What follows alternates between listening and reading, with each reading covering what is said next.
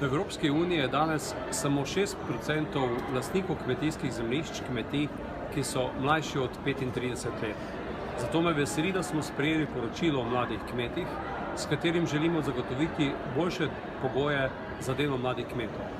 V prvi vrsti želimo okrepiti tudi finančno podporo mladim z višjimi subvencijami prvih 5 let, hkrati pa tudi zagotoviti dodatna sredstva za investicije na teh kmetijah.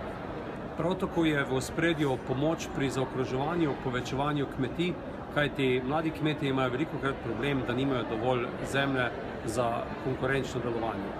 Po drugi strani pa moramo zagotoviti tudi dobro infrastrukturo na podeželju, tako po eni strani zdravstvo, socialo, izobraževalno infrastrukturo, kakor tudi široko pasovne povezave, s katerimi bodo mladi tudi posodobili svoje delo na podeželju.